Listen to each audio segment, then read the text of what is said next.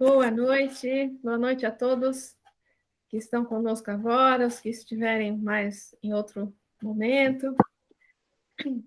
Com muita alegria, de novo estamos aqui para mais uma reunião do NEP Gesiel, hoje no dia 5/10/2021, dando prosseguimento à carta aos Filipenses, né, de Paulo. Mas antes da gente começar, a gente convida a todos a fazer uma prece conosco, que a nossa amiga Rosana vai conduzir. Então, boa noite a todos. Vamos serenando as nossas mentes, vamos deixando de lado as nossas preocupações, vamos sentindo a presença dos nossos mentores individuais que estão junto de nós nesse momento. Vamos nos sentir abraçados, envolvidos em muito amor. Todos nós, apesar da distância, o mesmo objetivo de aprendizado, novos conhecimentos. Nós vamos pedindo às equipes responsáveis pela aula de hoje muita intuição, bastante envolvimento, e que possamos aproveitar ao máximo esse momento e, principalmente, refletir e buscar colocá-lo em prática no decorrer dessa semana. Agradecemos a Jesus, o nosso Mestre, e a Deus, o nosso Pai, a quem louvamos, glorificamos e agradecemos. E dando assim início à nossa aula de hoje. Que Jesus nos abençoe. Amém. Amém. Boa noite, Zezé. Tudo bem contigo? Boa noite, pessoal. Tudo bem, graças a Deus. Desculpa aí o atraso. Vamos começar agora, querida. Tá joia. Beijão grande para todos. Vamos lá.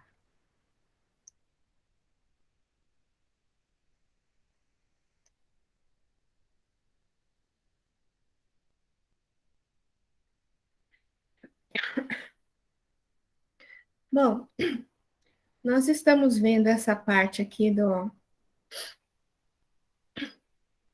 Filipenses, que são esses 4 versículos que, na verdade, formam um poema, né? Falando da figura do Cristo. Então, vamos ler de novo esses 4 versículos aqui. A gente já comentou um pouco, né, os 2 primeiros, mas vamos pensar neles conjuntos, né? Conjuntamente, né? Então, tende em vós o mesmo sentimento que Jesus Cristo. Ele tinha a condição divina e não considerou o ser igual a Deus como algo a que se apegar ciosamente, mas esvaziou-se a si mesmo e assumiu a condição de servo, tomando a semelhança humana, e achado em figura de homem, humilhou-se e foi obediente até a morte, e morte em cruz. Muito bem. A gente comentou primeiro os dois primeiros versículos aí, né? E eu acho que quando Paulo fala, só fazendo uma retomada um pouquinho desses dois aqui, né? Quando ele fala, tende em vós o mesmo sentimento de Jesus Cristo, na verdade, parece que Paulo faz um convite para a gente voltar às nossas bases, né? Porque toda obra, para ela ser sólida, segura, duradoura, a base, a fundação tem que ser segura, né? Tem que ser forte. E a gente aprende, né, no estudo aí com a doutrina, tudo, com os NEPs, né, com o evangelho, a gente aprende que o sentimento, ele fala aí o sentimento de Jesus Cristo, né? O sentimento é a base da vida espiritual. É o que confere, na verdade, eternidade, durabilidade para tudo aquilo que a gente faz. Porque se a gente não pensa na nascente do rio, purificando a nascente do rio, a gente a gente, se não purificar a nascente, a fonte, a gente vai contaminar o rio todo, né? Então, a gente precisa voltar à nossa base, à nossa fonte, que é o sentimento, né? Do próprio pensamento, para formar a nossa condição espiritual, né? E não existe, assim, uma escola mais fundamental para a renovação nossa do que a renovação do sentimento, né? Na verdade, o sentimento tem muito a ver com a questão do servir, de como você conduz as coisas, né? De como como que é a sua condição de servidor, vamos dizer assim, né? Está intrinsecamente relacionada a essas duas coisas, né? Não há como falar de sentimento sem falar de servir.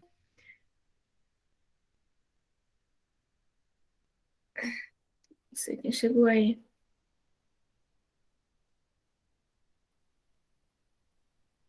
Não tem como falar de sentimento sem falar de servir, então, né? E o sentimento, na verdade, ele antecede todas as nossas, toda a nossa elaboração de ordem mental e toda a nossa ação, né? O sentimento elevado, ele gera um sentimento elevado, e gera um pensamento elevado, e o pensamento elevado garante a elevação da nossa existência, né? O pensamento é a causa da ação, né? E o sentimento é aquele molde vibrátil, né? De que o pensamento é a causa que se formam, né? Por que eu falei que é a fonte de tudo que é eterno, né? Porque a gente lembra daquela coisa, que, né, que toda planta que Deus não plantou, que não ajudou a plantar, vamos dizer assim, ela é arrancada. Não é isso? Então, tudo que for assim, tudo que vier, por exemplo, de que for, por exemplo, que vier do ódio, da vingança, do melindre, né, da vaidade, todas essas coisas nesse sentido, assim, são as plantas que vão ser arrancadas, né? Então, isso não é construção para a eternidade, porque isso aparece na nossa vida, esse sentimento de vingança, por exemplo, mas ele some, né? Ele some porque são as plantas que Deus não plantou. E o que fica é só aquilo que a gente faz com sentimento elevado, né? Um sentimento elevado. E o que mais que eu queria falar? Quando ele fala assim, ele tinha a condição divina e não considerou o ser igual a Deus, né, como algo a que se apegar ansiosamente, ele tinha muitos direitos, né? Uma autoridade, ele fala que se ele quisesse, ele poderia chamar ele até chega a falar isso, né? Para Pilatos, se eu podia chamar os meus exércitos, né, o meu exército angelical, e tudo isso seria aqui terminado, né? Mas não, ele não faz isso, né? Ele não faz isso, é, porque na verdade ele queria mostrar para a gente que não é com um sentimento de vingança, violência, agressividade que a gente consegue as coisas, não é isso? Mas é com amor, porque apesar dele ter passado até por tolo, né, de ter chegado à cruz, tal, porque poderia muito bem, né, impedir se ele quisesse, né, mas ele chegou até lá e ele transformou aquele instrumento de ignomínia, né, que se fala, um instrumento de infâmia, num sentimento, num instrumento, numa imagem de redenção, né, de fraternidade. E quando ele fala aqui também, o Paulo, né, que ele tinha condição divina e não considerou o ser igual a Deus, ele lembra a gente também, ele tá se lembrando, na verdade, de uma passagem dele próprio em Filipos. Porque não sei se vocês vão lembrar, ele foi preso, ele e Silas foi preso em Filipos, né? levou chibatada, foi, foi preso lá naquelas prisões horrorosas, né? Aí, enquanto ele estava preso à noite, eles cantavam. Aí veio aquela tempestade que alguns falam que é terremoto, que abriu as portas da prisão. Lembra disso? Né? Mas nenhum preso fugiu, não é? Ele conseguiu converter todos os presos. Quando o carcereiro acordou e viu as portas abertas, ele ia se matar. E Paulo impediu ele de se matar, não é? Falou, não, fica, calma, calma, que está todo mundo aqui, né? Porque ele achou que se as portas estavam abertas, todo mundo tinha fugido e ele estava na pior, né? Ele converte o carcereiro, né? E aí eles tentam, eu não sei bem, eu sei que ele chama as autoridades, né? Porque ele fala, peraí, olha, eu sou cidadão romano, vocês me bateram, não podiam bater, vocês me puseram na prisão, não podiam ter feito nada disso que vocês fizeram. E ele chama as autoridades, né? E quando o pessoal vê o que aconteceu ali com o cidadão romano, eles falam, não, então você pode ir embora, não tem problema, pode ir embora da cidade. Então ele fala, não, peraí, não é bem assim a coisa, né? Não é bem assim. Então, ele armou uma situação ali para que ele saísse bem dali e que a igreja de Filipos não sofresse perseguição, que ela continuasse prosseguindo da maneira que ela queria que fosse necessário, né? Que não houvesse perseguição para a igreja de Filipos, né? Então, assim, enquanto ele apanhou, ele foi para a prisão, ele não usou da condição dele de cidadão romano, que ele poderia falar, não vai bater não, porque eu sou cidadão romano.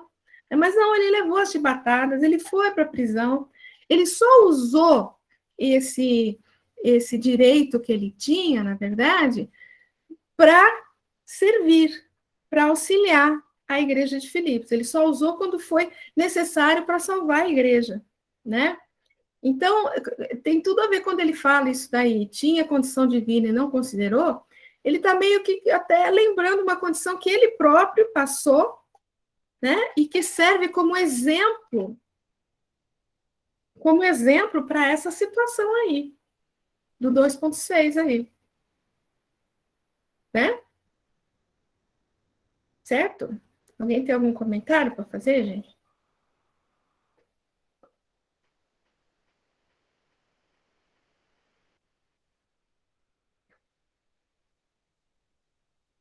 Ô, Val, Fala, querido.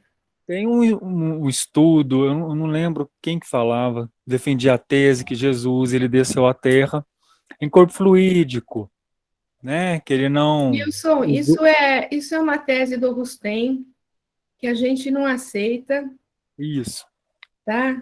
E que seria uma coisa que tiraria toda a condição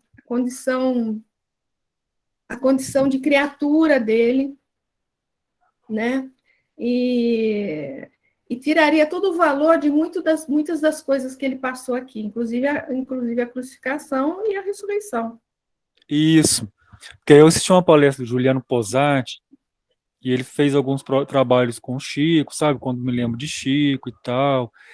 E ele fez uns vídeos que ele faz, né? Assim, bem curto, de 20 minutos e tal. E ele trabalhou essa questão muito assim, tem a ver com o que a gente está estudando aqui hoje. Que isso caiu por terra realmente, né? Não foi aceito, né? Eu acho que o próprio Kardec, não, em alguma revista espírita, depois vai refutar isso também. Não lembro Sim. qual o mês e ano. Não sei se você lembra. Não, eu não lembro, mas eu sei que tem um comentário de Kardec com relação a isso, sim. Isso, aí ele fala isso que você falou aí, que deu o exemplo do Paulo, né? Que ele não ele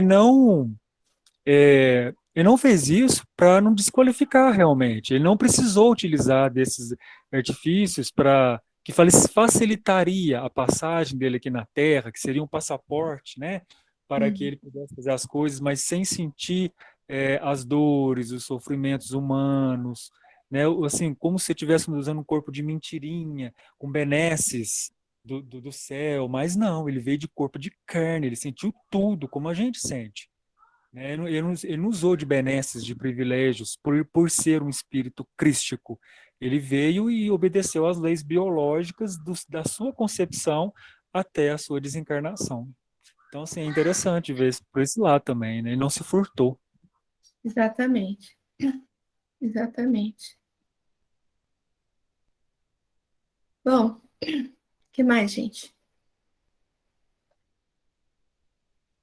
Vamos pensar no 2.7 aqui? Mas esvaziou-se de si mesmo e assumiu a condição de servo, tomando a semelhança humana e achado em figura de homem.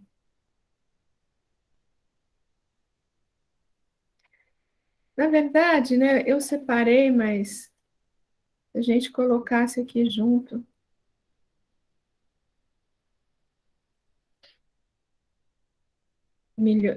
E achado na figura de homem, humilhou-se e foi obediente até a morte e morte de cruz. Na verdade, eles se complementam, né? E aí? Quem quer comentar alguma coisa?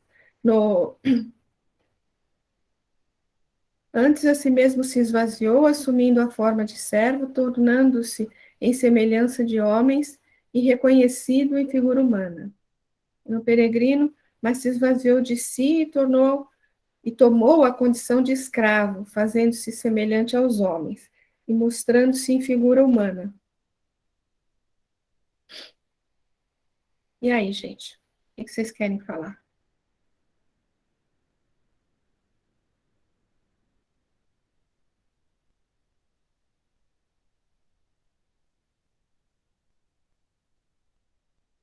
Ninguém?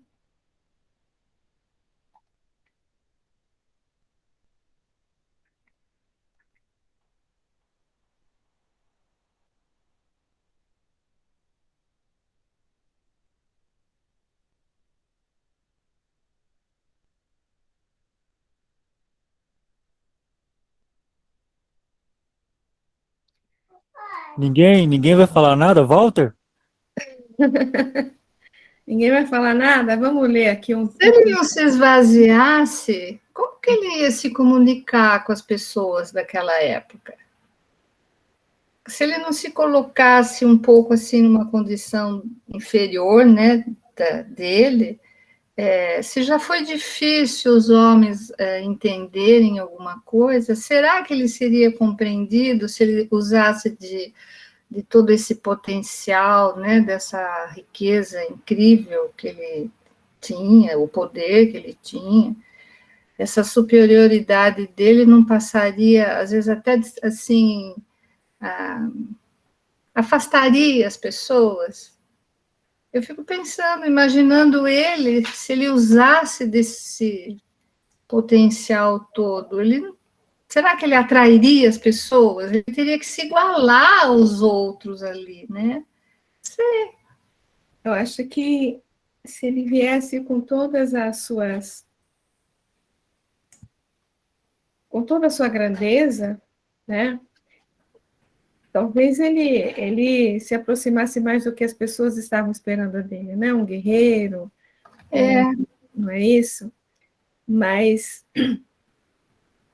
ele veio trabalhar, entre outras coisas, a humildade, a obediência, né? E esvaziou-se de si mesmo. Pensando em Paulo, né? Vamos pensar numa figura tão grande, mas muito grande, mas menor que ele ainda, né? Vamos pensar em Paulo. Paulo, ele, doutor da lei, aquele perseguidor, tal, encontra Jesus na estrada de Damasco, né? E ele passa por diversas situações de início, né? Ele primeiro vai para o deserto, fica lá alguns anos. Quando ele volta, ele tem um monte de situações, né, que ele passa, como é que eu vou dizer assim, um monte de dificuldades, né? Um monte de... o pai não aceita ele, o amigo não aceita ele, não é isso? ele revive, a igreja de Damasco também não aceita quando ele vai falar, enfim. Ele vai entendendo, na verdade, ele vai entendendo que ele precisava também se esvaziar de tudo aquilo que ele tinha para poder adquirir outros conhecimentos, outra condição. Entendeu? É um pouco diferente do Cristo, eu acredito, né? Porque ele se esvaziou daquilo tudo que ele tinha adquirido antes, para poder abrir o coração para receber outras coisas. Isso é uma situação de esvaziar-se, né? Agora, o esvaziou-se a si mesmo aqui e assumiu a condição de servo, porque se você servo, né, no sentido de ele veio para servir mesmo, meu Deus do céu. Como é que eu vou falar isso? Eu estou pensando uma coisa, não estou conseguindo botar para fora aqui, entendeu? Quando você vem para servir, quando você vai para servir, não tem como você exigir de uma pessoa alguma coisa que ela não consegue te oferecer. Se você vai trabalhar com uma pessoa que tá com sentimento de ódio, de vingança, não tem como você pedir para ela perdoar assim de cara, porque aí você não vai conseguir fazer nada com ela. Não é isso? Você tem que entender o que ela passa para poder auxiliar. Não é isso? A pessoa fala, vem com um sentimento de vingança, você fala, não, você precisa só perdoar, só isso que você precisa. Eu vou ajudar alguma coisa a pessoa falando só isso? Eu não vou ajudar, não é isso? Então, você tem que se aproximar da pessoa, não é? Se aproximar da pessoa, meio que compartilhar com ela aquilo que ela está passando, para poder conduzir para algum lugar. Até a Uniceia, como psicóloga, talvez depois possa falar alguma coisa sobre isso. Não é? Então, na verdade, ele tinha que se aproximar das pessoas, se colocar como igual a eles, né? Para poder... É aquela história de descer descer sem perder a altura, né? Ele tinha que descer até a nossa condição, né? Para as pessoas o sentirem próximos, para que ele pudesse trabalhar conosco. Não é isso? Imagina assim, você chegar para... Se eu trouxer aqui para vocês o Haroldo Dutra Dias, né? Não vai ser difícil a gente conversar assim, falar, porque o cara está lá em cima, entendeu? Se ele não se colocar aqui próximo a nós, não se colocar amigo da gente aqui, a gente não vai conseguir conversar com ele. É uma comparação bem esdrúxula, tá? O Nilson está preocupado de participar do Letra Espírito, porque ele vai ficar na frente do Arthur e do Gustavo. Então, essa distância dificulta às vezes. Mas o Nilson vai chegar lá e vai ver que o Arthur, ele é igualzinho a gente. Igual o Gustavo, ele se coloca assim, amigo, parceiro, né? Então, não vai haver essa dificuldade desse distanciamento. Então, eu acho que ele tinha que se colocar nessa condição, né? E o fato do servo aqui, né? Do servir, ele fala, eu sou como aquele que veio para servir, não vim para ser servido, né? E para mostrar para a gente que não há como a gente auxiliar, né? Ser o servo sem se aproximar da pessoa. Às vezes quer falar, quem sabe ela me ajuda aqui com alguma coisa, porque estou meio perdida aqui também no que como falar aqui. Eu queria fazer 2 pequenos comentários só, Fábio. Com relação a essa posição de Jesus, né? Porque eu não vou saber dizer exatamente onde eu aprendi isso, mas possivelmente em algum livro ou com alguma pessoa muito mais sábia que eu, dizendo o seguinte: quando você exige de uma pessoa mais do que ela pode dar, é falta de caridade.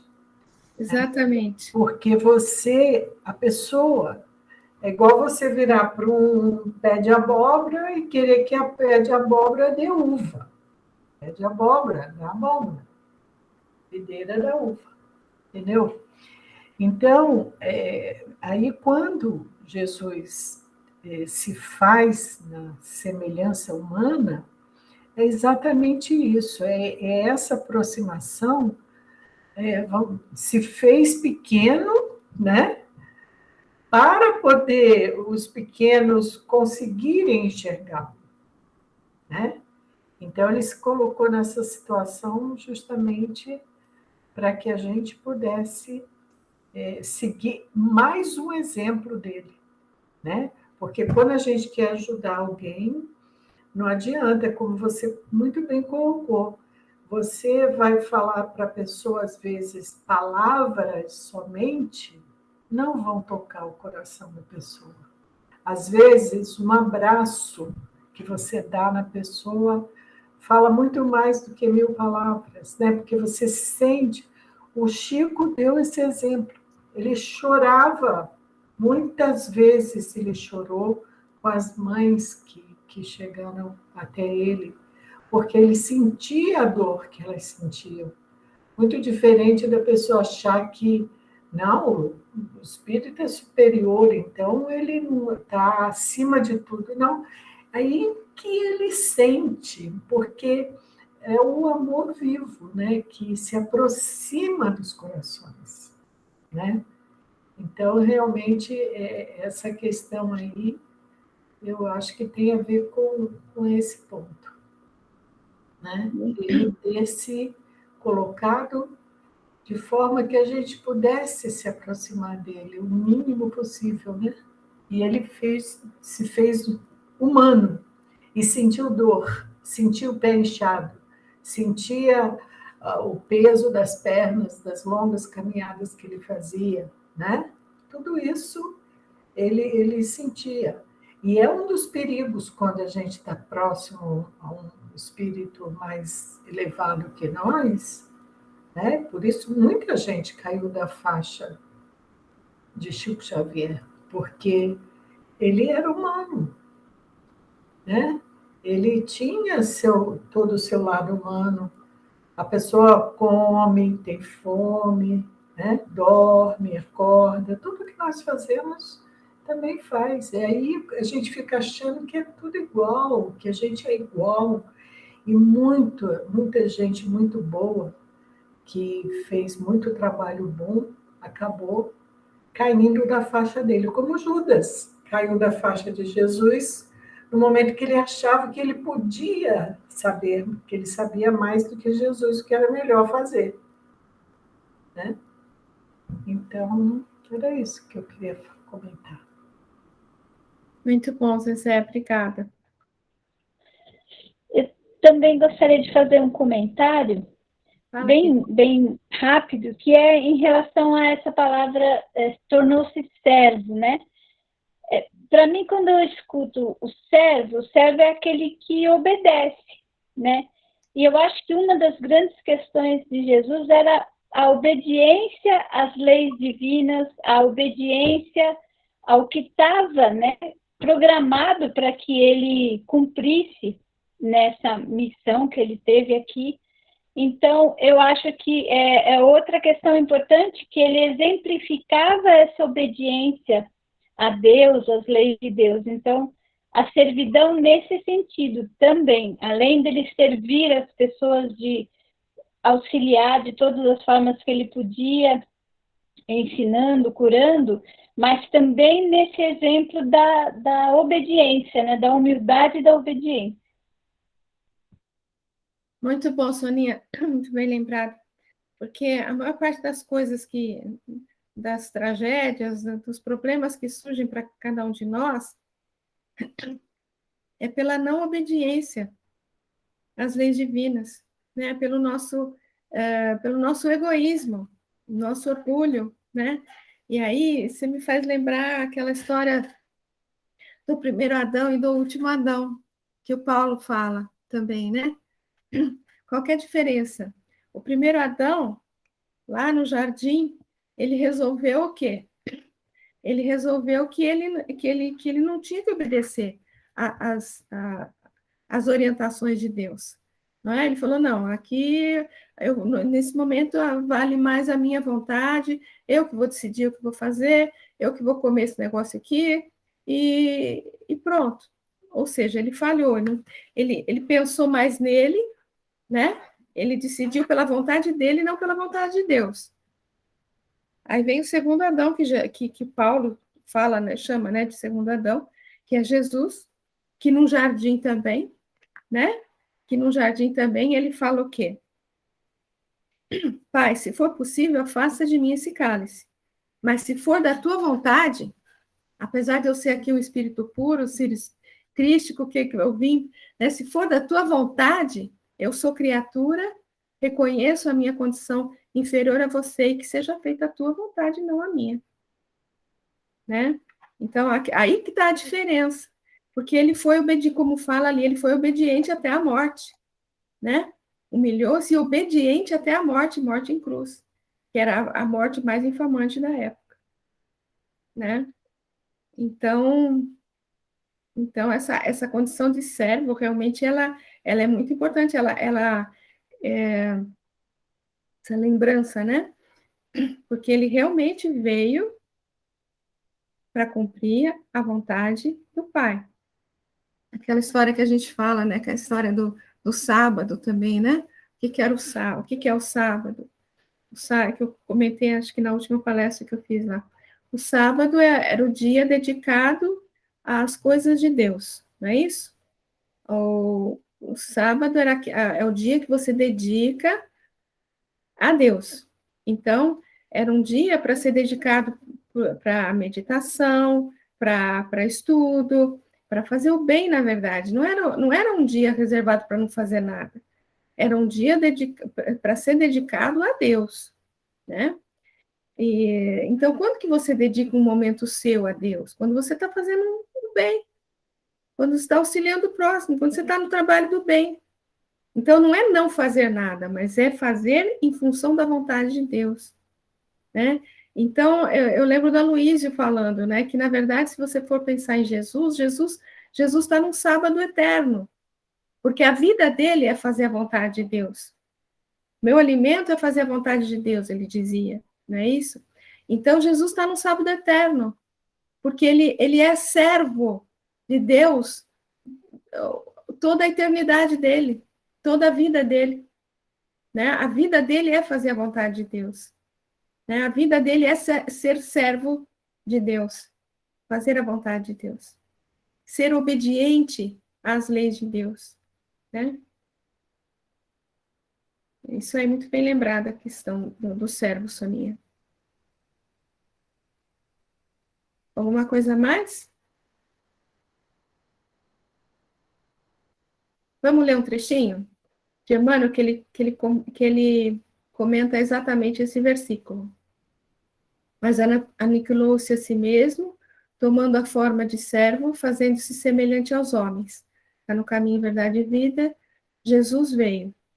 Muitos discípulos falam de extremas dificuldades por estabelecer boas obras nos serviços de confraternização evangélica, alegando o estado infeliz de ignorância em que se compraz imensa percentagem de criaturas da terra.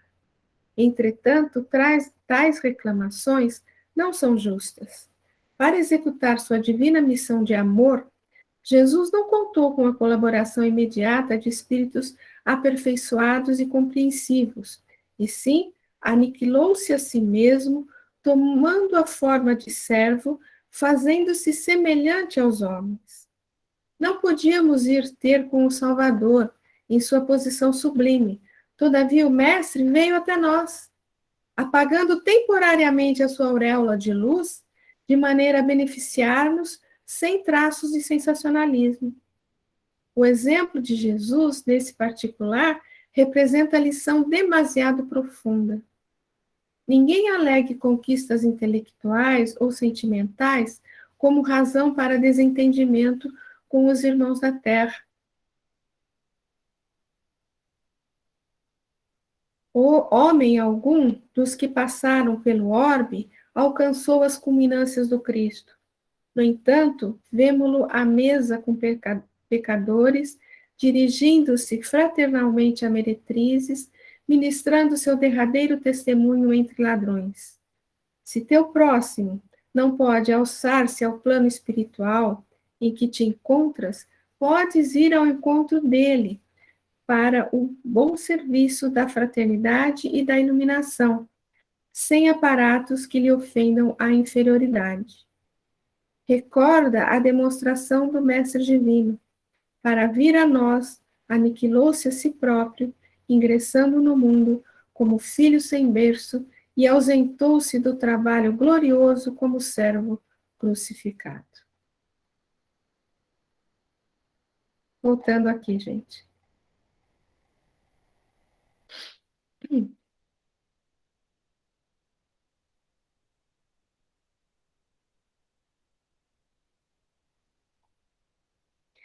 A gente não podia ir até ele na posição que ele estava, né? Mas ele veio até a gente, apagou temporariamente a sua auréola de luz, de maneira a beneficiar-nos sem traços de sensacionalismo. Aqui eu lembrei do Walter falando outro dia de efeitos como é que é? De fogos de artifício. Pirotécnicos. Pirotécnicos, me faltou a palavra aqui. Pirotécnicos. Não, né? Se você pensar que Jesus trabalha na gente através do outro, se esse é o princípio de trabalho do Cristo, né? É aquela história do Paulo, né? Quando ele encontrou Paulo na estrada de Damasco, que o Paulo tem aquela já cego, né? Pela claridade do Cristo e tudo mais. Paulo pergunta para ele: olha, o que queres que eu faça? Ele podia ter dito para o Paulo, né? Mas ele falou: não, você vai para Damasco e lá vão te dizer o que você deve fazer. E quem foi dizer? Justamente quem o Paulo perseguia. O acolheu, né? E depois cuidou dele e mostrou o caminho para ele, que era o Ananias. Então, se a gente pensar nisso, o movimento de caridade, o movimento de servir, exige que a gente caminhe na direção do outro. E não espere que o outro entenda ou venha na direção da gente. Até porque, se for assim, nós, pobres mortais, estamos fritos, né? Imagine se o Cristo esperasse que eu fosse na direção dele. Quanto tempo isso ia demorar? Mas ele vem na nossa direção e ele já nos influencia das mais variadas maneiras. E Deus age dessa maneira também, né? Quer dizer, Deus nos influencia através do quê? Dos chamados que Ele nos dá todos os dias, né? Das provas que exigem entendimento, etc, etc. Então, eu acho que essa passagem mostra muito como nós, na posição de querermos aceitar o convite do Cristo, né? Devemos proceder, né? Quer dizer, se ele, um espírito crístico, um espírito mais já na fase da pureza absoluta, tem todo um processo. Eu fico imaginando o trabalho a nível vibracional, a nível para esse espírito, né, estar na Terra encarnado na figura de um homem, de um ser humano, né? Quer dizer, todo o sacrifício, todo o trabalho que ele precisou fazer, sendo governador espiritual do planeta. Quer dizer, ele andou muito na nossa direção, né? Ele nos acolheu dessa forma, e o acolhimento, eu acho que ele vem através disso mesmo, quando você se despoja da aparente soberba que você acha que você tem, do aparente conhecimento maior que você acha que você detém, né? E você caminha na direção do outro. Isso é um ato de fraternidade, isso é um ato de verdadeira caridade, isso é um ato de acolhimento, aí você vai poder chegar mais perto do outro. Então, eu acho que essa lição e essa passagem, elas mostram muito isso e servem muito de exemplo para a gente, toda vez que a gente for fazer um trabalho de ajuda, de auxílio, etc. Né? Muito legal, Walter. Inclusive, você falou, né, dessa questão do quanto ele teve que se reduzir, vamos dizer assim, para chegar até aqui, né, para encarnar aqui entre nós, né? Tem um pedaço do Paulo Estevão, né, que o Paulo fala do abismo que Jesus teve que percorrer para chegar até ele, né? E agora, depois de passar por tantas dificuldades, né? O Paulo, né? Então ele fala que agora caberia a ele percorrer tudo isso até chegar ao Cristo, né? Então ele não podia reclamar de todas as dificuldades que ele estava passando, né?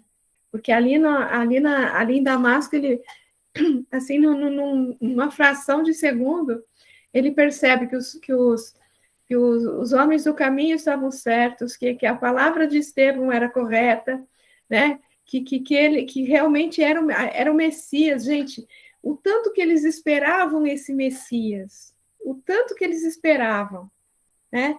E ele cair em si naquele momento e perceber que era realmente o Messias, depois de tudo que ele tinha feito, né?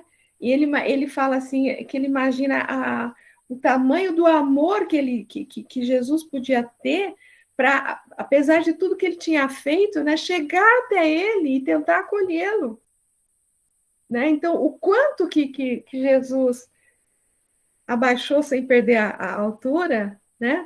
Quanto que abismo que ele teve que descer para chegar até o Paulo e até todos nós, né? Sabe, eu acho assim, a gente interpreta as coisas de acordo ainda com o nosso nível de evolução.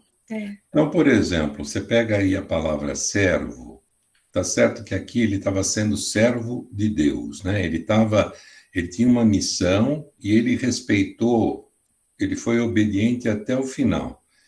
Mas a gente tem a mania de achar que servo é uma posição subserviente, é uma posição secundária, né? É uma posição de inferioridade, porque nós temos essa história na cultura humana, né? Aquele que manda e aquele que recebe a ordem. Mas nem sempre aquele que recebe a ordem é inferior ao que manda. Porque ele tem um papel a desenvolver. Quer dizer, Jesus tinha uma obra a fazer. E para fazer essa obra, ele precisou temporariamente abrir mão de uma série de coisas, inclusive reencarnar, né? Que como Espírito Cristo ele não precisaria, né? Quer dizer, e assim, então, o que parece uma fraqueza, na verdade, é uma grandeza muito elevada. Só que a nossa percepção, muitas vezes, como seres humanos, né, imperfeitos ainda, tal, é que isso é uma posição degradante, é uma posição... Por isso que, poxa, ele não podia ter evitado a cruz, ele não sabia que ele ia ser traído, ele não podia ter evitado ser preso. Poderia, né? Poderia. Se Jesus é capaz de ler o coração das pessoas... Né? Por que ele não podia evitar tudo isso? Não, mas a obra estava acima de tudo isso. E isso não é fraqueza.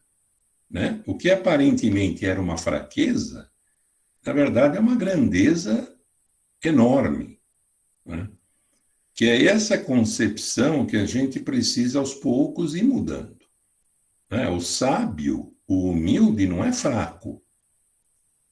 Ao contrário. Né? Só que é um problema de quem vê, né? Não de quem é. Muito legal, Walter, muito legal. A condição de servo, né, para o Evangelho é bem diferente da condição de servo que a gente entende nos dias de hoje, né? E tem tudo a ver com a questão da obediência às leis divinas, que a gente já comentou, e a condição de liberdade, que a gente já comentou também, né? Lembra que a gente falou? É a maior, o maior estágio de liberdade que você pode ter. Você já se libertou de todas as suas mazelas e você aceita obedecer às leis divinas assim, sem nenhum constrangimento, sem nenhuma dificuldade, vira natural, né? Vira natural em você. A Zezé quer falar?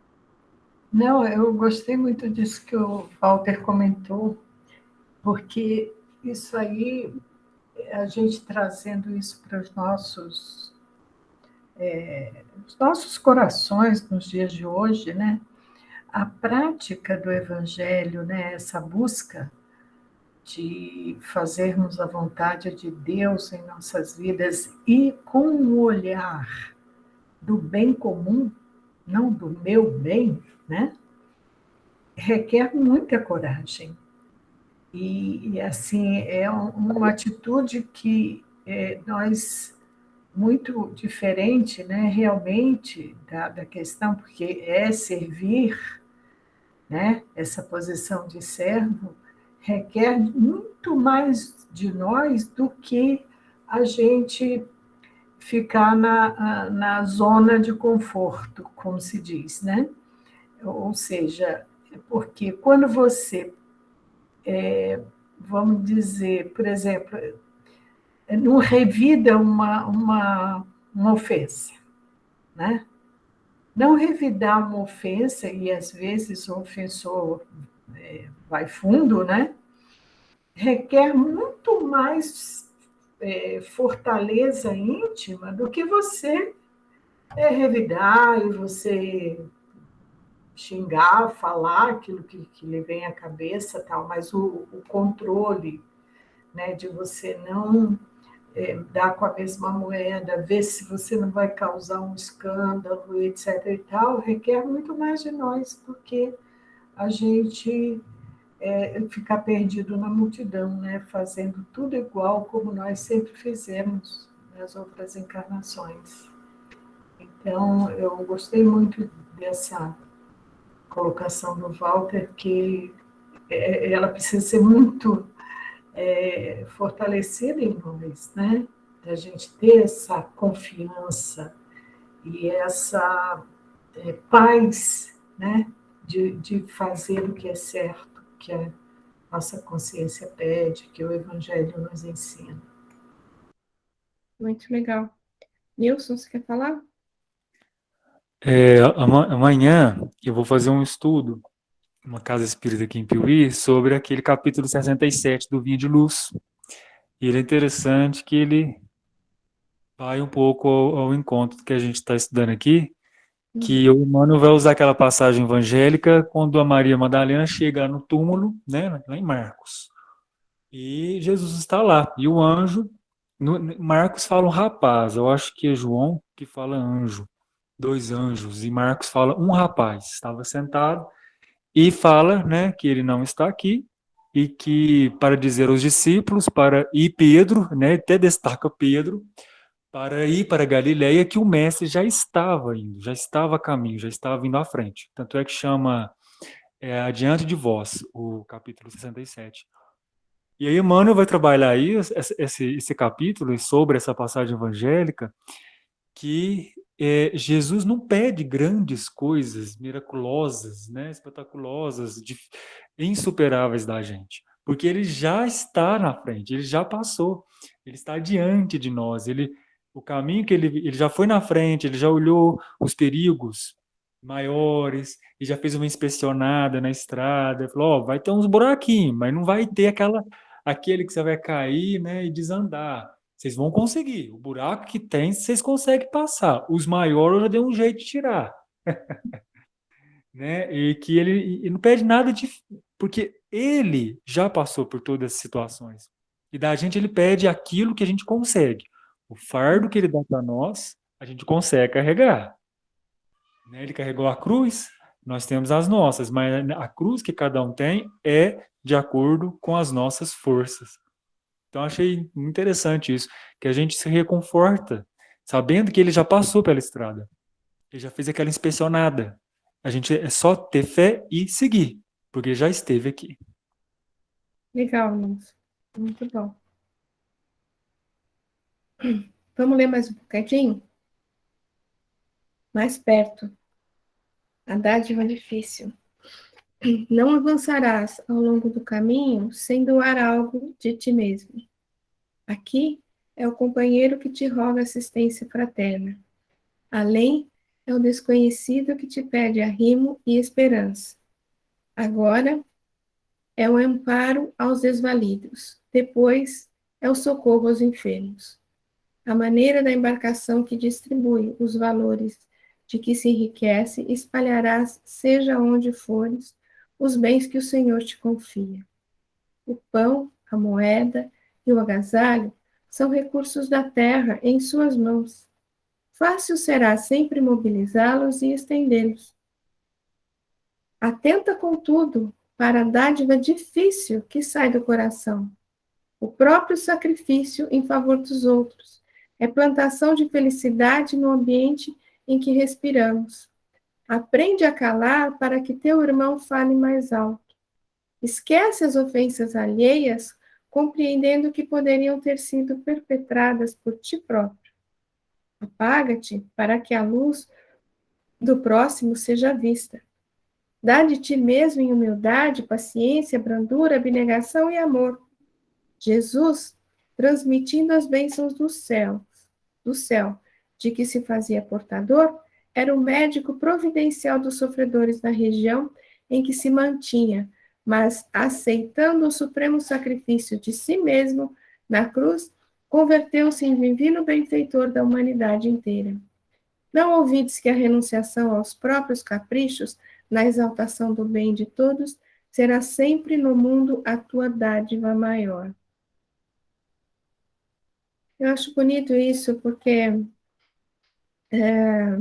ele fala aqui, né, o pão, a moeda, o agasalho, está nas suas mãos, e você pode dar, né, doar. Agora, a dádiva mais difícil vai sair do coração, ou seja, é aquela que você faz de você mesmo, né? É a visita no hospital, né? É preparar a sopa, é distribuir cesta básica, é dar um consolo para um amigo, é escutar um parente difícil, um vizinho difícil, né? É silenciar, como a Zezé estava falando aí, é silenciar na hora de uma ofensa, né? Então, é aquilo mais que sai do coração, realmente, não do bolso, né? E, para mim, é isso aí. Ó, esquece as ofensas alheias, compreendendo que poderiam ter saído de você, porque você poderia ter feito aquilo também, né? Não queira ser sempre o maior, né? Aprenda a calar para que o teu irmão fale mais alto, né? E aí? O último parágrafo, quando você lê o último parágrafo, isso explica um pouco o esvaziar-se, né, da passagem. Quando a gente renuncia a si próprio, Exato. né, e aqui, no caso, como ele está falando, o Emmanuel fala para nós, ele fala dos nossos caprichos, né? Então, quando a gente renuncia o orgulho, a vaidade, o egoísmo, né? Quando a gente renuncia ao ódio, né? Ao desejo de vingança, para o bem do outro, aí a gente está agindo como um cristão, né? E outra coisa é o perdão, né? Quer dizer, perdoar é nobre? É. Agora, vocês já imaginaram que maravilha o dia que a gente não se sentir ofendido? É. E aí o perdão não tem mais necessidade do perdão.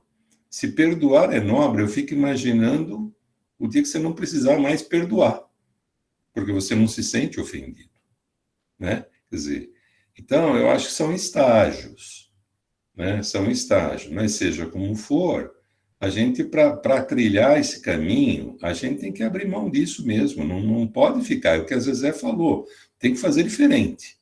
Porque se não fizer diferente, se não der o passo para fazer diferente, nós não vamos sair do estágio que a gente está.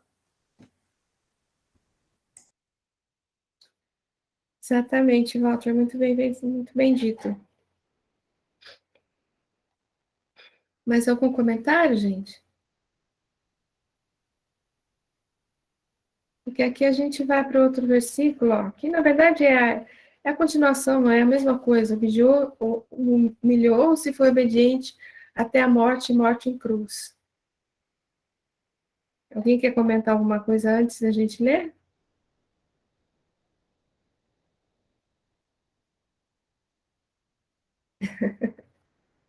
Difícil, né? Olha, Jesus para o homem.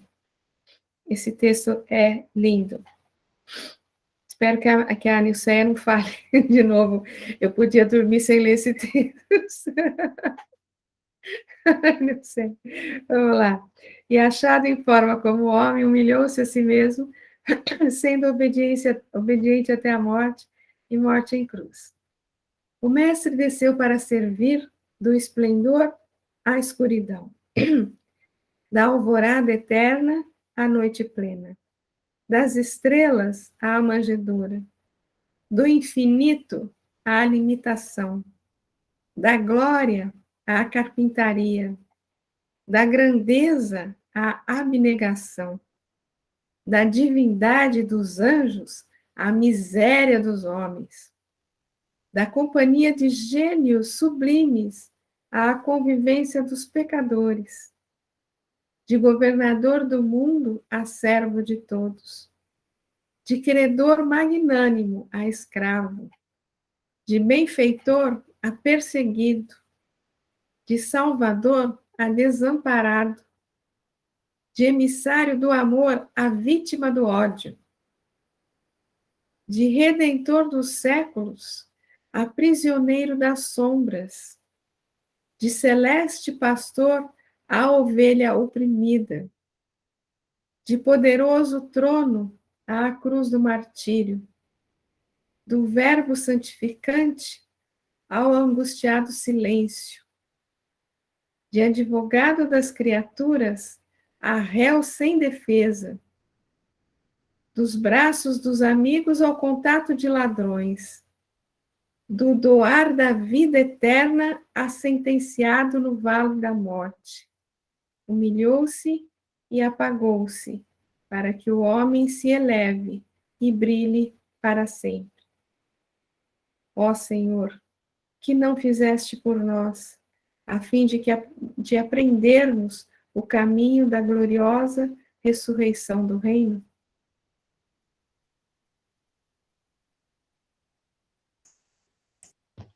Eu acho que quando a gente lê essa lição, a gente fica o tempo todo falando, né? Como foi dito, né? Jesus teve que fazer uma modificação imensa, um trabalho imenso para voltar, para retroceder vibratoriamente ao nosso nível, né? Aí a gente fica imaginando o que significa isso, mas quando a gente vê esse texto, a gente tem a noção, não vibracional, mas assim, a discrepância entre o que ele era, o que ele propôs, o que ele trouxe, o que ele vinha ensinando e o que ele sofreu, né? Como ele foi de um extremo ao outro, e isso por nossa ignorância, né? Nossa, porque estávamos lá, né? com certeza, em algum momento, a gente passou por essa questão e talvez tenha contribuído para que tudo isso acontecesse. Então, assim, é muito forte essa lição é muito forte, ela mostra coisas muito... Eu não saberia escolher frases específicas, porque toda essa lição mexeu muito comigo. Eu devo dizer ao contrário, eu gostei de ir dormir com essa reflexão. Esse texto realmente é fantástico, né? Ele fez tudo isso para que a gente aprendesse o caminho da gloriosa redenção do reino. Ele exemplificou tudo que ele pôde exemplificar, né? Tudo que seria possível, né? Quase sem...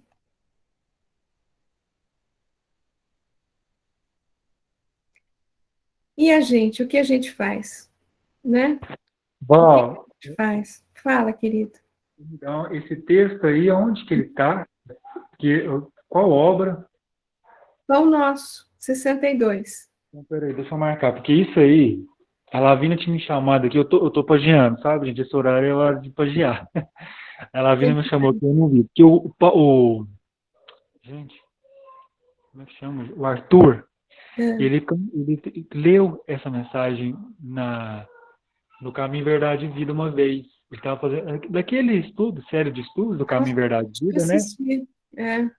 Ele leu essa mensagem, mas eu não escutei na hora. Eu fiquei tão... Como a Sônia ficou, eu fiquei também. Eu fiquei tão, sabe assim, em outra dimensão ouvindo essa mensagem. Eu lembrei de onde que... E eu procurei essa mensagem e não encontrei. Eu pesquisei e não achei. Então, peraí, Pão Nosso? Pão Nosso, capítulo 62.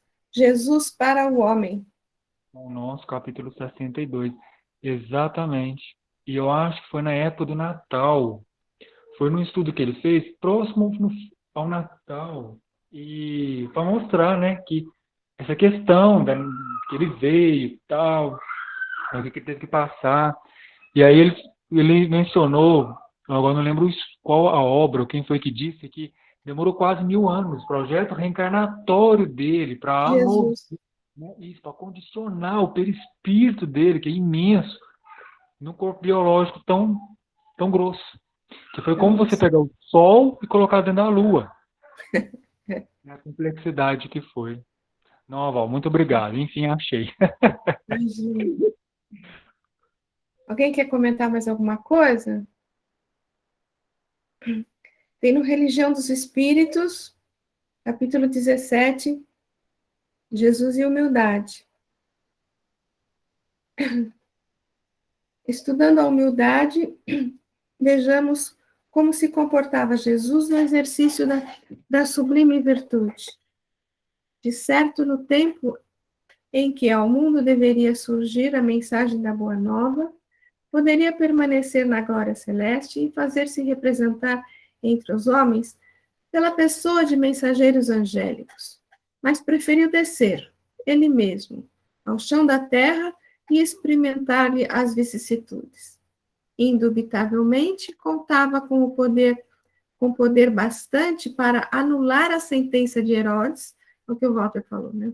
Que mandava decepar a cabeça dos recém-natos de sua condição, com o fim de impedir-lhe a presença.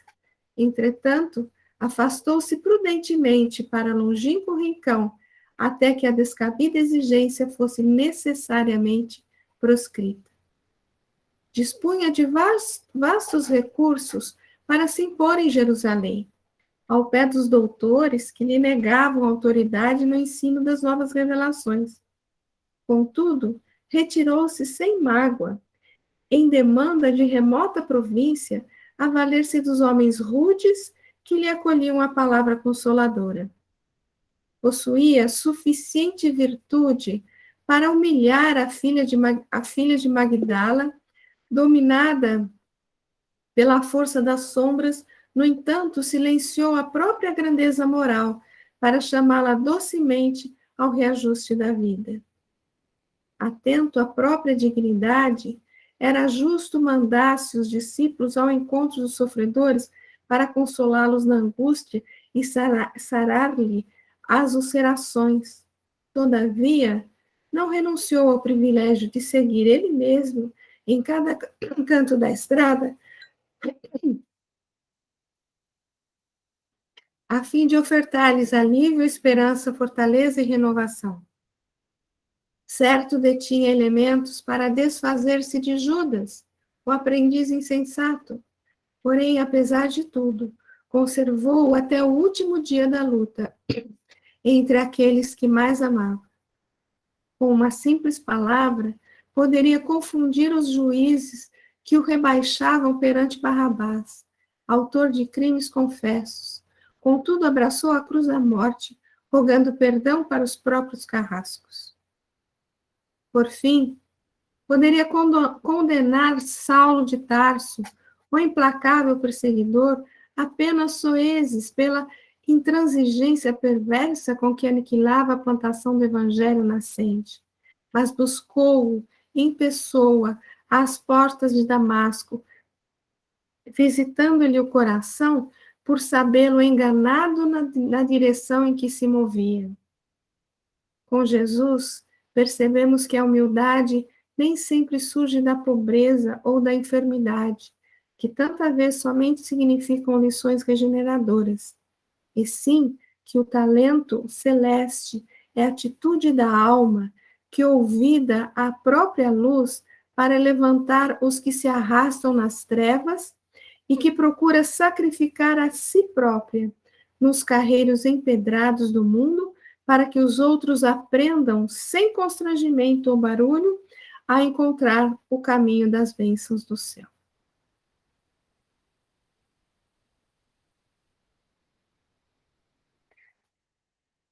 Jesus.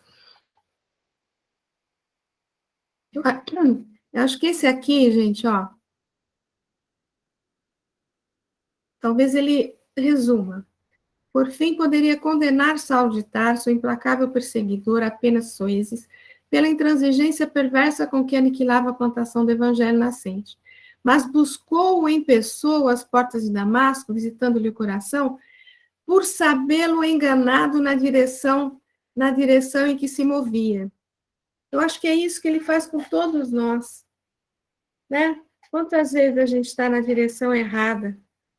Quantas vezes a gente está equivocado com aquilo que a gente faz, com aquilo que a gente pensa, com aquilo que a gente sente, né? E são as ovelhas perdidas da casa de Israel que ele busca, não é? Isso aqui eu me lembro, quer dizer, Jesus, a exemplo de Deus, né, não perde uma única ovelha, né? Não é assim? Exatamente. Ele sabe, ele conhece todo o rebanho dele e ele não cessará de trabalhar aqui nesse orbe enquanto ele não resgatar todas, né? Aí eu trago isso para a gente, né?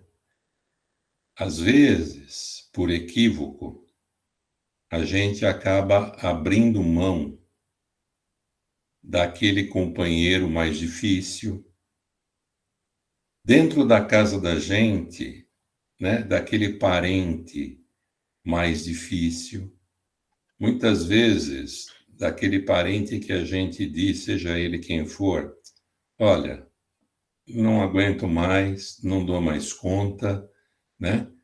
É um caso sem solução. Se a gente pensar como Jesus, nenhum caso é sem solução, né? Quer dizer, isso mostra ainda o quanto muitas vezes a gente está despreparado para lidar com o outro e para aceitar o outro e para poder fazer alguma coisa pelo outro. Porque se você não aceitar o outro como ele é, você não consegue trabalhar com o outro, né? Quer dizer, passa pela aceitação. Porque se você não aceitar, você abre mão, você não vai trabalhar em favor dele, você não vai se chegar a ele, né? E eu fico imaginando isso, quer dizer, quantos casos, né, a gente vê né, de pais que abrem mão dos filhos, de filhos que abrem mão dos pais, né, porque a coisa é muito difícil, porque ele não tem solução, porque ele é assim mesmo, né? Quantas vezes, inadvertidamente, se vira para um filho e diz assim, você é um burro, você não presta para nada, né? Quer dizer, esquecendo de que ali está um outro espírito que precisa de ajuda, né? E que se você foi colocado na vida dele, você foi colocado para ajudá-lo e também para aprender com ele. Aprender tudo isso que nós estamos aprendendo nessa lição, que é humildade, que é resignação, que é aceitação, que é acolhimento, que é tudo isso. Então, eu acho muito legal pegar isso, né? E a gente trazendo para a gente quantas oportunidades a gente está tendo na vida da gente, né? Para trabalhar isso. E trabalhando isso, trabalhar a gente mesmo, né? Quantas oportunidades ele está dando para nós no dia a dia, né? Por melhor que a vida da gente seja feita, tem sempre esses desafios vão aparecer sempre, né? E é por isso que a gente vive no meio de gente, para aprender, para ensinar, para ajudar, mas também para ser muito ajudado e aprender muito. Então, acho que essa lição e esses exemplos, né? A gente vê no Espiritismo mesmo, nos livros do próprio André Luiz, né? Espíritos nobres que resolvem voltar para cá, descer na escala vibracional para ajudar outros espíritos e também passam por essas adaptações e também correm riscos. Jesus foi tentado de tudo quanto foi jeito na Terra. Foi ou não foi? Sim. Né? E assim são esses outros espíritos também, numa escala menor, mas muito nobres, que descem em escalas, em esferas inferiores para ajudar quem está precisando, né? Espíritos que talvez não precisassem fazer isso, mas se predispõem a fazer. Então, acho que essa história da humildade volta de novo naquilo que eu estava falando, né? Não é sinônimo de fraqueza você ser humilde, verdadeiramente humilde. É nobreza de espírito. É o contrário do que a gente muitas vezes enxerga. Muito bom, Walter, muito bom mesmo. Alguém mais quer fazer algum comentário, gente?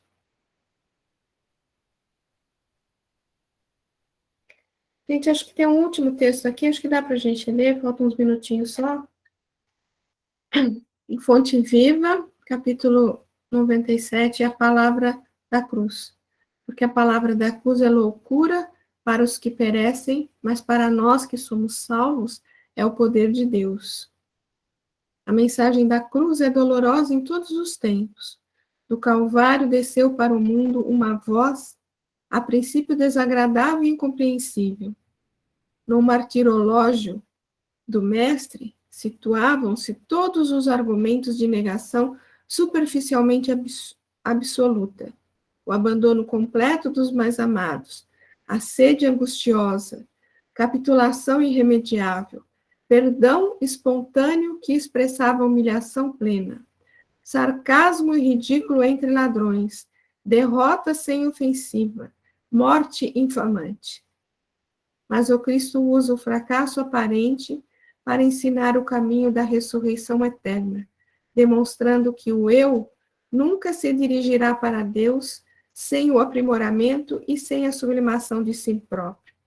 Ainda hoje, a linguagem da cruz é loucura para os que permanecem interminavelmente no círculo de reencarnações de baixo teor espiritual.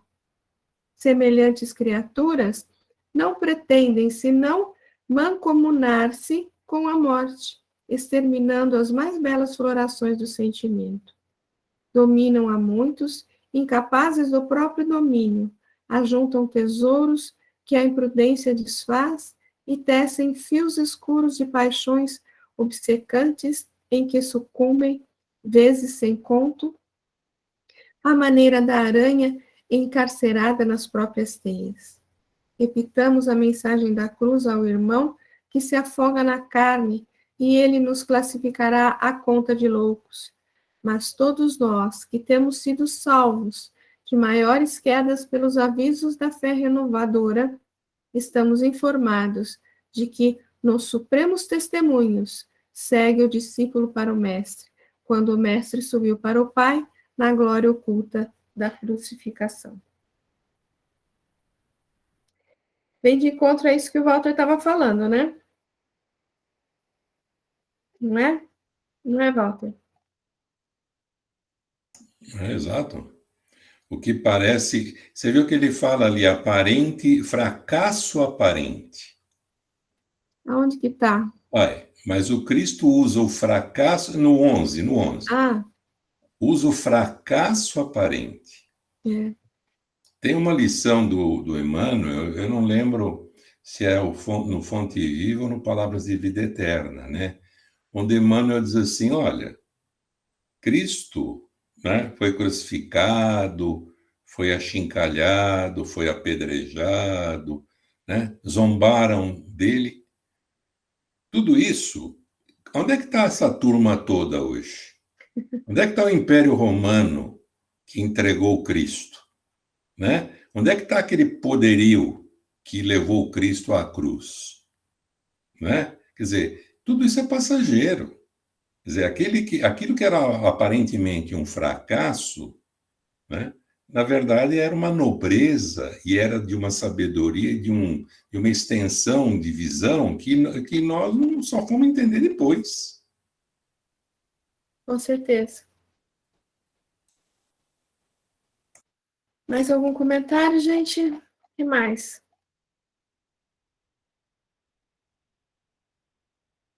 Encerramos por hoje?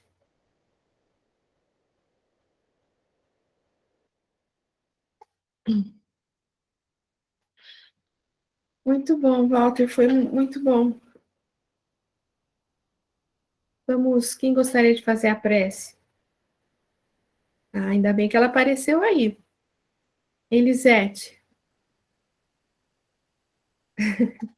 Você faz pra gente, querida? Você está sem o microfone. Isso. Então, vamos lá.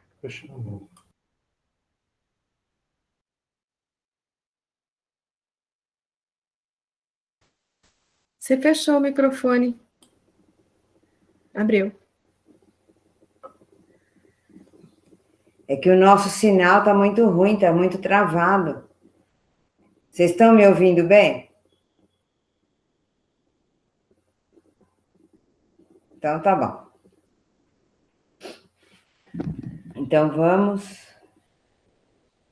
unindo as nossas auras, os nossos corações e as nossas vibrações, nesse mesmo sentimento de amor a Jesus, o nosso Mestre. Vamos agradecer por mais essa oportunidade de estudo. Vamos agradecer aos mentores do plano espiritual superior, que desde as primeiras horas do dia estão nos preparando e preparando esse momento.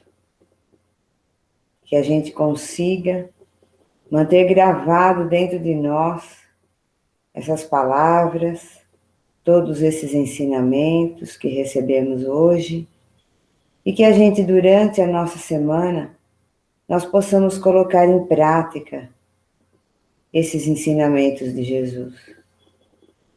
Que os nossos mentores nos iluminem e que a gente abra o nosso coração para ouvir as intuições deles.